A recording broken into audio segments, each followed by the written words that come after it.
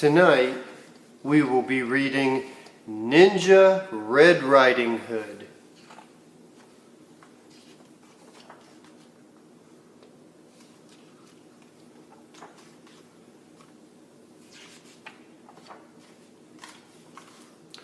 Once upon a ninja-filled time, a wolf couldn't catch any prey. He kept getting licked by the dinner he picked and was growing more ticked by the day. His belly was aching for bacon. "I'm wasting away," he complained. To huff and to puff was no longer enough, so he snuck into a school to be trained. He practiced his katas for hours and mastered the whirlwind and wheel. He jackknifed and flipped and at last felt equipped to once again catch a good meal. Drooling with anticipation, he set off in search of some meat. While deep in the wood, he met Red Riding Hood. "I'm bringing my grandma a treat." The wolf licked his chops when he saw her and hastily thought up a plan. "There are blossoms that way. You can pick a bouquet to give your little old gran." Then the wolf took a shortcut to Grandma's, where he thought he'd find her in bed. But Granny was gone, so he put her robe on and eagerly waited for Red.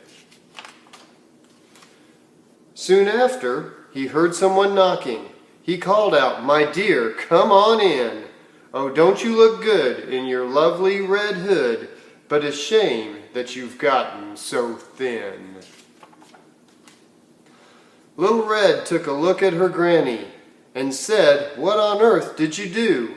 I could swear that your eyes have completely changed size. Hey, Gran, are you sure that's you?" "Of course it is me, my sweet little darling. The better to see you, my dear. And your ears, oh, so long. There's something seems really wrong. Oh, my girl, all the better to hear. And those biceps, my gosh, they look massive. And your triceps and delts are immense. The better for hugging," her grandma said, shrugging. "Dear Red, that's just plain common sense. And those teeth, they look so much sharper. Why, yes, all the better to chew." He jumped out of bed to gobble up Red, but she'd gone to ninja school too. She grappled and sideswiped and twisted and escaped from his clutches unscratched. She attempted a lock, but he managed to block. They appeared to be evenly matched.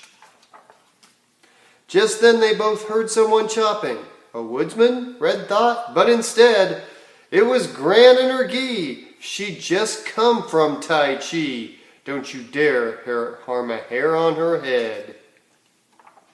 Graham's got a black belt too. The wolf took a swing at that instant, but Red deftly dodged the attack. She got a good grip, threw him over her hip, and the wolf wound up flat on his back. "I'll skedaddle," the wolf said in anguish, as he struggled back up on his feet. "Just a second, you beast. You will not be released till you promise to give up red meat." Though his tummy still rumbled with hunger, the wolf faced his rival and vowed, "Ninja Red, you have won. My meat days are done." "Oh, Red Chin," said Gran, "I'm so proud." Then Red and the wolf bowed politely, and Gran gave him half her peach pie. The wolf was a mess. He'd had way too much stress. "I guess I'll give yoga a try." He enrolled in the downward dog center, where his tensions began to decrease. He studied with yogis, said no to meat hoagies, and felt at last truly at peace. And there he goes. The end.